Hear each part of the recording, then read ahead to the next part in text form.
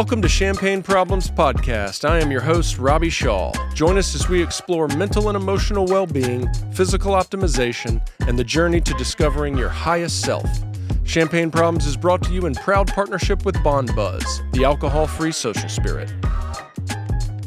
Bond Buzz is an award-winning alcohol-free functional beverage company creating adult drinks that are health-forward, all-natural, and uncompromising. They're on a mission to create a future where feeling good and getting buzzed exist in absolute harmony and not at the expense of your health. Their bold concoctions offer focus and energy while calming the nervous system for a night on the town or a productive afternoon. Bond Buzz uses only natural ingredients and a hyper-functional blend of nootropics, adaptogens, and functional mushrooms to amplify the sensory experience. If you're looking for a drink to help you cool off after work or a drink to stimulate your mind and body without the harmful, icky hangovers, drink Bond Buzz for good days only. What's up, everybody? My name's Patrick Balsey. I'm one of the co-hosts of the Champagne Problems podcast, and we are here today live at the Counterculture Festival. And we're having a NA beverage VIP panel today with a few peeps. And I'm going to go around real quick and introduce everybody, and then I'll kind of let you guys introduce yourselves and tell everybody what you do and why you're here. So directly to my right, we have Molly Ruggere. She's the head coach and founder of Counterculture Club and Counterculture Festival. And then to her right, we have Jacob Virgil. He's the director of strategic development at Noda Brewing. And we have Miranda Michaels. She's the events manager for the Mule and Devil's Foot Beverage Company. And Corinne Brown, the founder of Be Refreshed Beverage Company.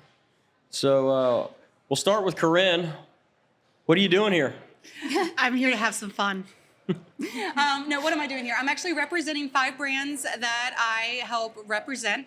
Vanada sparkling wines that are from the Netherlands. I'm bringing in Ritual, Amethyst, and Sober Carpenter beers, as well as clever mocktails. Be Refreshed Beverage Company overall, though, we're heading up the bottle shop for you guys because our kind of theme is that whether you're choosing a dry day or a dry life, you deserve elevated options. No one wants a no duels, okay? And most people that are abstaining from alcohol, it's for health reasons. In fact, 37% of the population, 18 and up now, abstain from alcohol, and their number one reason is health. So when you put health first, please don't give me a lavender lemonade with 42 grams of sugar. Yeah. So, yeah. I hear that. Thanks, Corinne. She's also bringing the sass to the I festival. know. I can tell. Lots of it. The natural go. Let's go. And so you forgot the part about, so you're like one of the only NA beverage distributors in Charlotte. Yep. So I have an interesting business model. I do a retail shop, but my main thing is that I do private consulting with different restaurants and bars to set up a full dry bar. So like last week, I was up at the City Club Charlotte. We're setting them up to have a dry bar. The Duke Mansion's one of my partners. So if you want a dry wedding, you can have the elevated experience that you want. I'm just trying to help change the conversation. And that's why I started this company, is we need to celebrate sobriety and give people options. Because just because you're choosing a dry day doesn't mean you should have limited options. Like, I don't even drink soda. Why are you going to give me soda? Like, no. So we're just... Unless it's craft soda. No, craft soda? Okay, yes. But we're talking about all the other stuff. I mean, and you think about, like, most weddings, like, if you go to a dry wedding, like, the tea's awful, or there's water, you know? And so we need great options. And so I've searched the world to find the best ones so that people can trust that there are amazing options. And I'm still surprised. Every time I do a tasting somewhere, people will come and try the products that I have, and they're like, oh, it really is good. Oh, gosh, this is good. Like, everyone's so skeptical. Like, come taste them. Believe me, I only sell what I drink. And I like good stuff. I'm kind of snobby. Elevate. Bougie. Elevate. We deserve it. You know? Let's go to Miranda. What brings you here? Hi, I'm Miranda with Devil's Foot Beverage Company. We make soda. Yeah. I have to learn to like It's soda. actually really good. Yeah, we've been operating in Asheville for 7 years doing farm to can. Love being in this space, and anything that Molly touches turns to gold, so it's always good to be a part of it. But yeah, being able to bring our product to a space where we can like educate people on what soda is and is not, and changing the conversation around what NA Bev is and is not. So that's about it. That's what we're here for. Cool. Thanks. Jacob. Hey, Jacob Virgil. I'm with Noda Brewing. Our primary products are alcoholic. I'm obviously not here to talk about those today. I'm here for Hop 2.0. So similar to what Miranda was saying, excuse me, not Miranda, what she was saying, we realized our non-alcoholic options at the tap room were not something we were proud of. They were not craft sodas. They were your typical Coca-Cola, really sugary things. And we wanted to have an option for folks when they came in who did not want to drink. So we created Hop 2.0. It's a sparkling hopped water, 0 calories, 0 sugar, of course, 0 alcohol as well. We launched this last year, and we're really excited to see how it's grown so far. It's really good. Thank you. Yeah. Wasn't it at the time too, like the first NA product from a Charlotte brewery? First-ish. Resident Culture had come out with their non-alcoholic beer. I cannot say that word. It was like right around the same time, right? but Yeah. I think we beat them by like a month or two, but right around the same time. But we Yeah. were the first and still only to have a hop water. That's awesome. It's a growing category. Started out west, as pretty much all things in the beer world do, and then just slowly making its way east. But we've expanded the distribution of it throughout most of North Carolina at this point and in the upstate of South Carolina. Awesome. So, Molly, introduce yourself, and then I'm going to ask you a bunch of questions. Okay. I'm Molly Ruggere. As Patrick mentioned, I'm the founder of Counterculture Club, which is a global alcohol-free social community. We have a global network of members as well as a local community here in Charlotte. So we started, coincidentally, a month before the pandemic. So we had to shift gears from being an in-person group to online. But that's been awesome because it's allowed us to connect with people all over the world and brands from all over the world. So Counterculture Festival is, ultimately we are countering the culture with our events by trying to make the idea of socializing without feeling the need to consume alcohol normalized, and not just normalized, but fun and cool. Like this, if I do say so myself, it's a pretty cool event. So we really just want to do things that celebrate and position, taking a break from alcohol, taking whether it's a day, a night, a month, or a lifetime, just giving people the opportunity to experience firsthand what it's like to socialize alcohol free and kind of have that rare social experience to do that. And the festival, we founded this last year in 2023.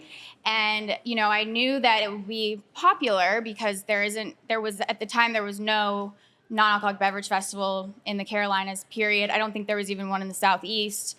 There's really not that many, period. It's a relatively new concept. There are a few others, but I wanted to showcase all the beverages that I've tried and that we've worked with over the years. And again, like Corinne was saying, people are so unaware of the wide variety of different types of beverages, categories of beverages, non-alcoholic beverages on the market, because they're still not yet really in stores or in restaurants. It's growing every single day, but there's still so much education to be had, and also some, my background is in PR and events. So I'm all about positioning this as, showcasing the awesome options, giving people the information and the education and the knowledge, and, doing what we can to shape the community and culture and make it more inclusive of, and drinking culture in general more inclusive. Which kudos to you too, because to see how much y'all have done, even just in the last year, has been amazing. From last year's festival to this year. We were talking about this beforehand.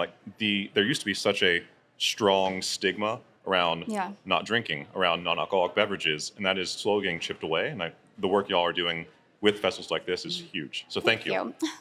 Could I say, I think one of the biggest things why the shift is happening is people are finally starting to educate themselves because knowledge is power. And a lot of the studies that are public are actually paid for by the alcohol companies. Yeah. So let's go look at Johns Hopkins and these things. Here's a fun fact. I just learned this last week and I'm really excited about it. Did you know alcohol stays in your saliva for 2 to 3 hours after you consume it? Which is why alcohol is the leading contributor to throat, mouth, esophageal, and colon cancer. In fact, there's a lot of other things that go along with that. Now, I'm not going to shame somebody, tell them what they should or shouldn't do, but I think people have to start listening to their own facts, coming to their own interpretations in society in general. Look inward, and then you find the answers. And I think so many people are focusing on their mental health, and that goes along with the gut-brain axis. We are what we eat. What we eat affects our mental health. Our mental health then affects our physical health. And we can get into the microbiome another day, but there's the science behind it is fascinating. And the fact is that alcohol actually rips the lining, which leads you to a leaky gut, which leads you to depression, anxiety, and so many other things. And this is just stuff that nobody knew about, but because of, the internet age, Gen Z is drinking less than any generation. And I think it's in large part due to the fact that, like Corinne's saying, we're all more well-informed. They're on TikTok, they're on social media. The information is now accessible in a way that it wasn't before. So we're getting that at a crazy pace as the non-alcoholic beverage category is growing widely, like year over year, and these big, massive beer brands are investing in it. So Absolutely. those two people powers still want combined. The taste. They just don't want the effects. And the thing too is, and what we're doing at this festival is it's not demonizing alcohol. Like, we were totally neutral about it. We want this to be an inclusive event for, honestly, more so drinkers than non-drinkers in a way, because people that are sober or people that are not drinking are more aware and educated of these options and alcohol's impact than those that are, just not, they've never explored it because they haven't had the need to. But to shape culture and to change cultural trends, everybody has to be on board. So we're really trying to educate the general public with our events and like change mainstream culture. Obviously, that's a very lofty goal, but I think we're starting to. And the fact that we sold this festival out last year and we're charting. I mean, this space is too big to sell out, but we're going to sell just as well as we did last year. So the proof is in the pudding. Is that the right way of using that for your speech? The numbers speak for themselves. Yes. Yeah. So we get a little fired up, but you can ask someone else a question now. So, Miranda, you had a non-alcoholic beverage festival in Asheville last fall. Can you tell us a little bit about that and what inspired you to do that? Yeah, thanks. Yeah, we hosted Zero Proof. It was Asheville's first non-alcoholic beverage festival. A lot of the inspiration came from, of course, Counterculture Fest kind of taking the lead to opening the door to creating, an experience for people, not just to get educated on all of the variety of different beverages that are out there, but to create an experience similar to what Molly was saying, that as a reminder that like our celebratory gatherings and like making connections and having a good time doesn't need to be contingent on anything other than allowing ourselves to have fun and like really changing and reframing what it means to go to a concert or go to a party and pick up a conversation with a stranger. And, Asheville is Beer City, USA. So the market and all of the activities are so saturated with alcohol. You go to the barber shop, you guys, you want to get a haircut. Do you want a beer while you're getting your haircut? You're getting your nails done. Do you want a beer? You want a glass of wine before that massage? Boxed wine. Not even good wine. Boxed wine. No, boxed wine. Yeah. House red, house white, $6. Moscato. So creating a space that's like kind of offering something different and moving towards allowing people to come and do whatever they want. At the festival itself, we only serve non-alcoholic beverages, but at our tap room on a normal day, we have an entire zero proof menu next to an entire proof menu. And I think that the important thing, like you were saying, it's not like us versus them. Like what we're trying to do is just provide options and allow people to feel safe and feel comfortable and not feel judged or not feel pressure to order something. Are you drinking? Are you not? Who cares? Does it taste good? Do you enjoy it? That's what it's about.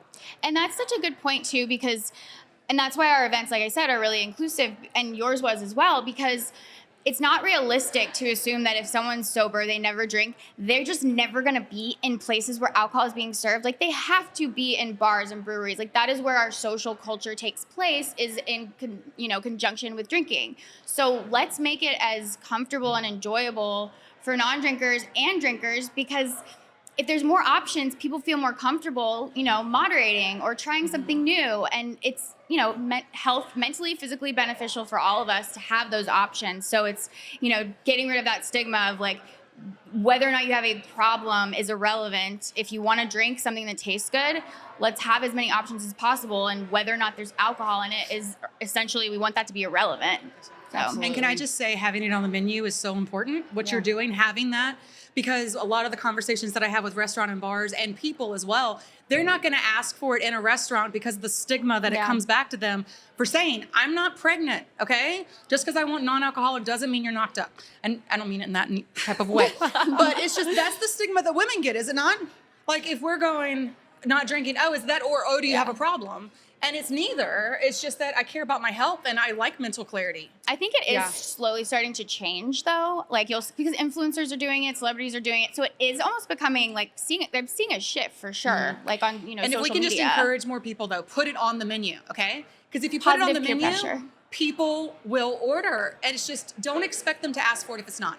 Absolutely. Yeah. My friend was telling me he used to, back when he was like dating heavily, he would arrive early to go to the bar and tell the bartender, hey, I'm going to order a whiskey ginger, but I'm not drinking. So just bring me a ginger ale or whatever, just so that his date would feel comfortable. The questions of, oh, he must have an alcohol problem wouldn't come up, and it would just like create a safe space. So it's wild that is what safety was. And it's cool that with all of the like explosive conversations and offerings and festivals and everything, we're changing what it means to feel comfortable in the decisions that we make.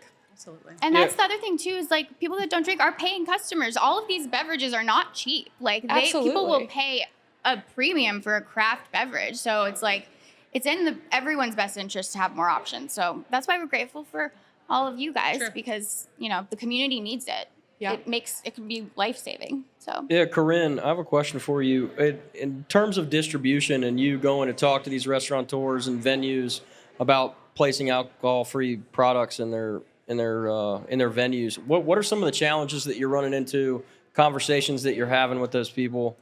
Well, I think the biggest one is that no one asks for it. Yeah. Honestly, it's just that we're trying to change the conversation, right? And we're trying to get people just to be more aware of the people that want it. Mm-hmm. People don't realize the fact that Gallup.com said 37% of the population doesn't drink. When I tell people that, they look at me and their jaw drops. But as Molly just mentioned, they're not going to be at those places where people are drinking because they don't feel comfortable. So, but they still go out and want to do stuff. Or they'll be there and be miserable drinking tap water. Right. But to answer the question, the biggest one is just figuring out what works for them, which is why I like doing private consultations with each place to figure out what they need for their menu so it complements. You're not trying to add something else. We're just trying to elevate your menu and give better options because water is free. And I want you making money too. Yeah. So it's like, I'm trying to help everybody, Mm-hmm. Nice. Yeah. Jacob, let's go to you, man. Tell us about kind of what's going on in the brewing industry in terms of NA products and how you guys are positioning yourself in the market. Yeah, so I'm sure everybody here is aware non-alcoholic beer is exploding right now. I mean, Athletic, they started, call it 5 years ago, and they're now, I think, in the top 15 breweries in the country, which is just absolutely insane. So you're seeing more and more brands trying to put out a non-alcoholic beer. That's really difficult to do, and I'll talk about that here in a minute, but it's just interesting to see the varieties that are coming out. Some are doing hop waters, but by and large, it's still non-alcoholic beer, which is why we've kind of positioned ourselves to do the hop water. We wanted to do something different, but also for us, it's more what we wanted to drink. We, at the brewery, enjoy drinking traditional beer, and non-alcoholic beer is different for just from a flavor perspective, typically. And so we wanted to have something that still tastes really good, but doesn't weigh us down, doesn't have still the carbs and the sugars that non-alcoholic beer would, but still has the, in this case, hoppy flavor that we enjoy.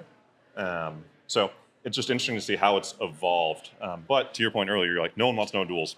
No one wants no duels. Or a Heineken Zero, sorry. Yeah. Poor O'Doul's. And those have tasted, poor They're O'Doul's. They're doing fine. We'll help with the rebrand. But that has been non-alcoholic beer for the longest time. Yeah. It's been like dusty on the shelf. Yeah. Tastes terrible, looks terrible.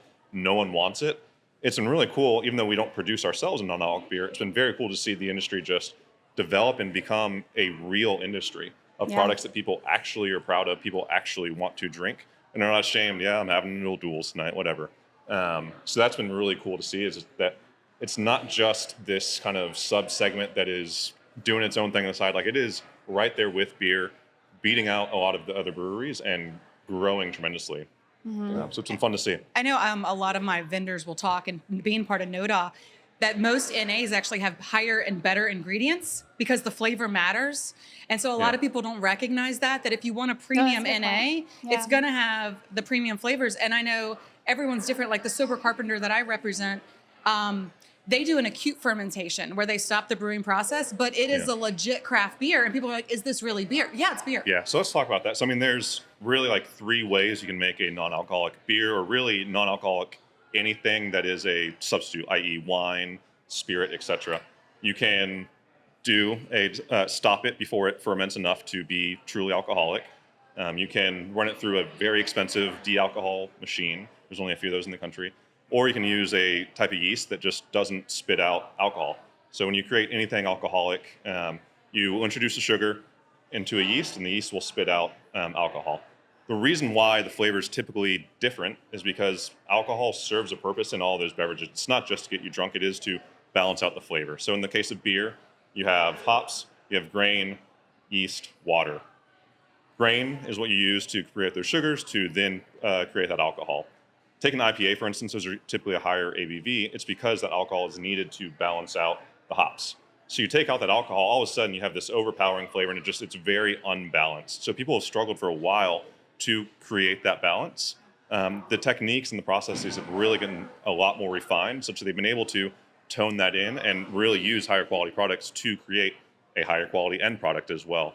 So it's just been cool to see how that's evolved over the years. Yeah.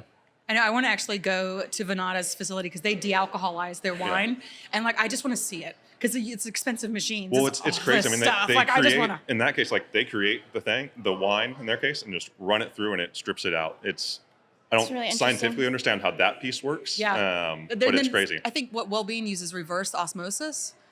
Like they distill it basically. Yeah. Yeah, like it's just cool. Like I think it's fascinating. Yeah. Okay, nerd. Just kidding.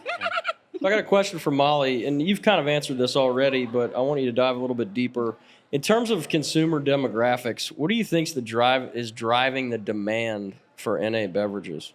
Yeah, so actually when I was working on my presentation for this festival this year, I did a lot of research just to get the latest stats of what the trends are saying, like what the growth of non-alcoholic beverages has been like. And as I was mentioning earlier, the two largest correlations are the growing interest in our wellness, mental and physical health, and then the innovation and the extreme growth of the NA sector itself.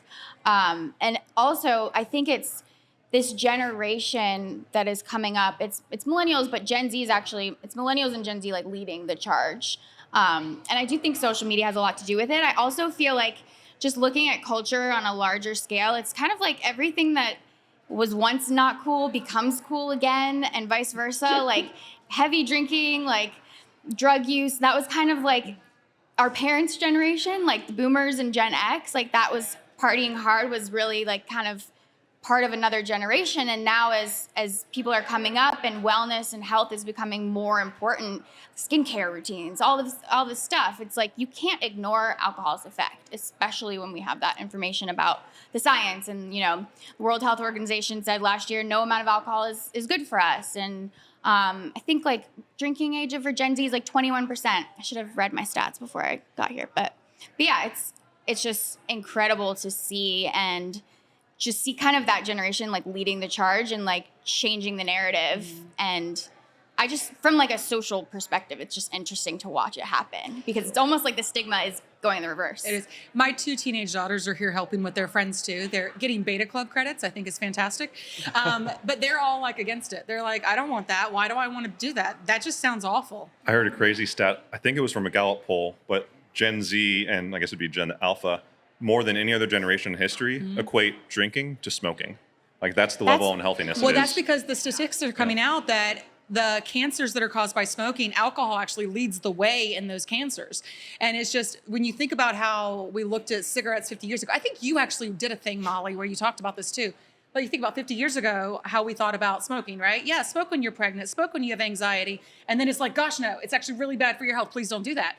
People are now starting to see that with alcohol. I feel like this has happened before. People just love alcohol because it's the only drug that you are shamed if you don't participate in. Yeah. So you think about Prohibition, right? They tried it then, people got mad.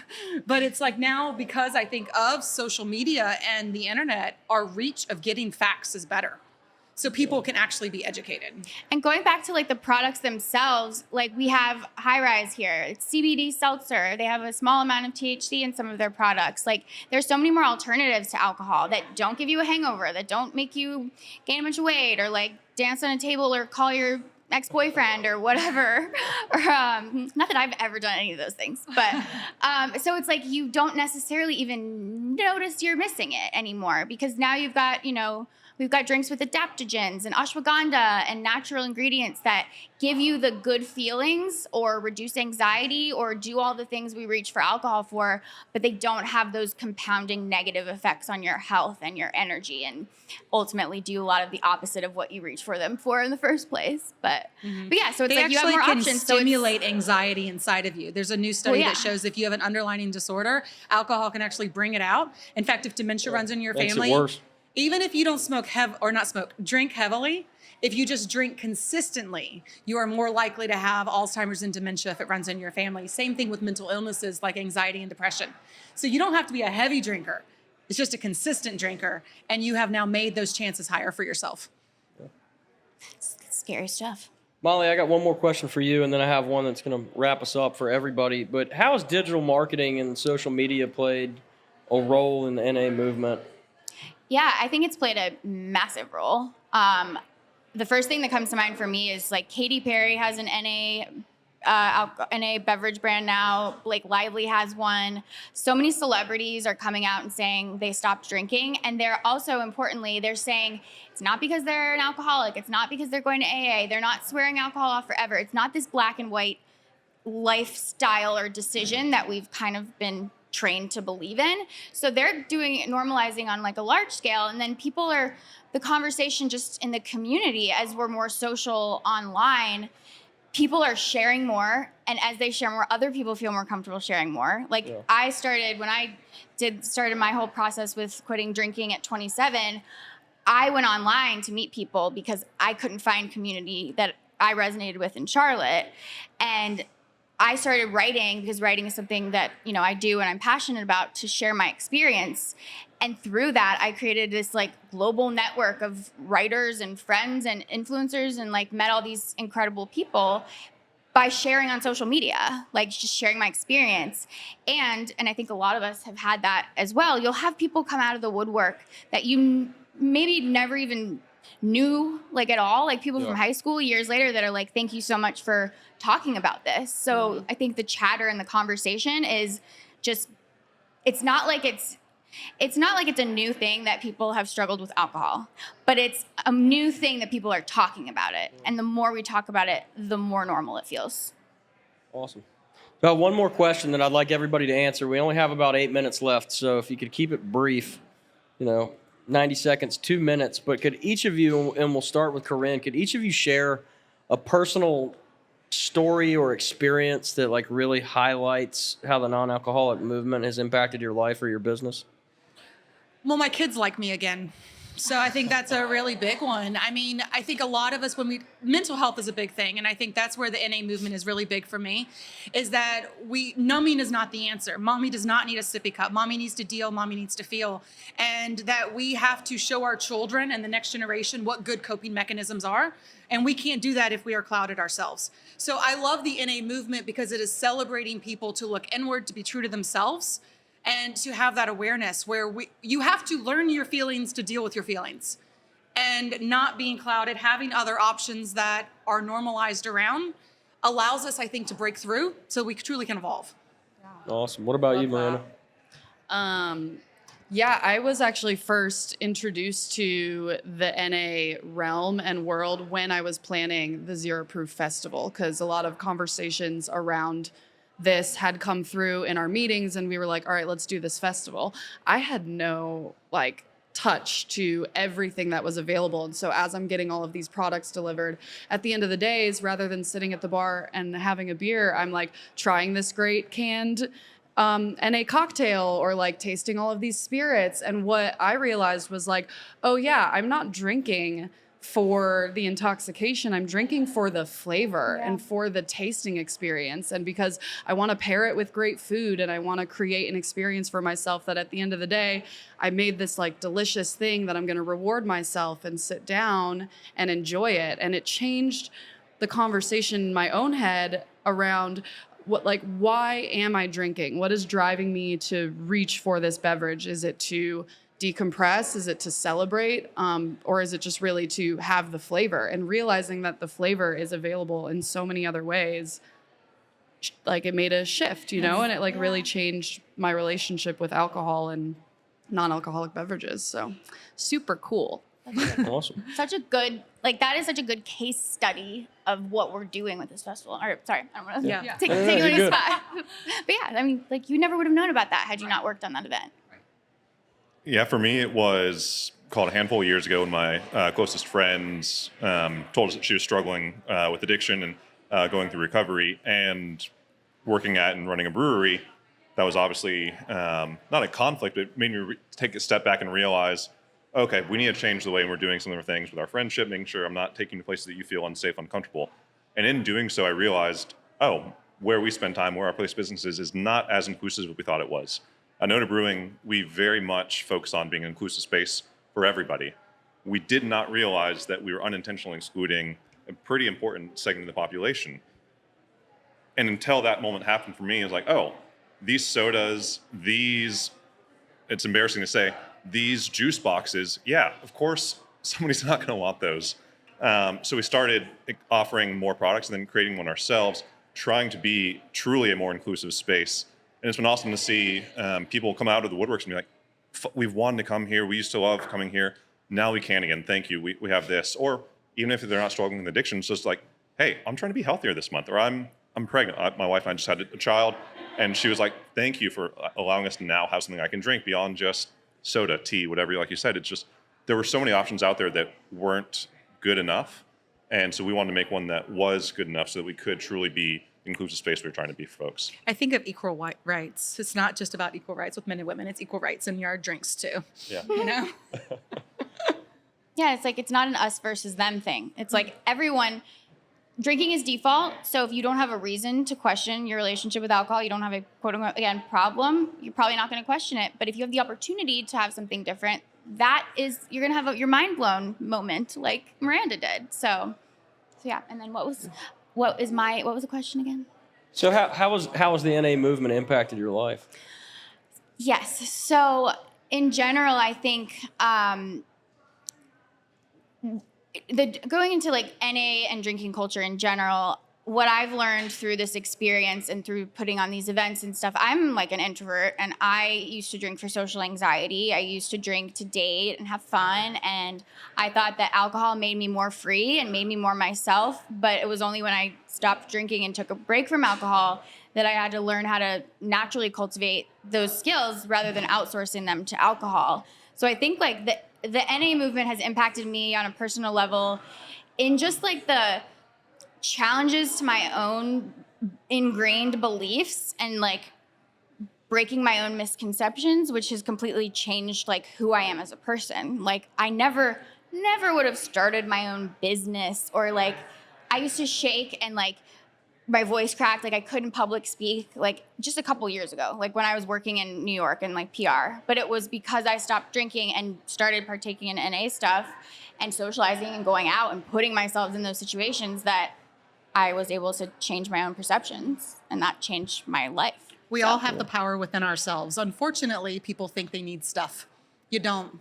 We can make dopamine ourselves. I feel like they don't. It's not anybody's fault. It's like that is what we're told, and we just don't question it. So I also think this process, like, it teaches us to question everything. Like, don't just do things like because you think that you're supposed to. Like, ask yourself why, and make your own informed decision. It's like drink or don't drink. It doesn't matter. Just have informed consent. Know what you're consuming, and know you have options. Mm-hmm. You don't have to do anything. Awesome. Well, thank you all for doing everything you do in this space, and Thanks for being for here having and being a us. part of the panel. I want to thank Robbie Shaw from Everybody Studios for setting all this up, and let's go taste some good NA stuff. Woohoo! Thanks, Thanks, y'all. Patrick.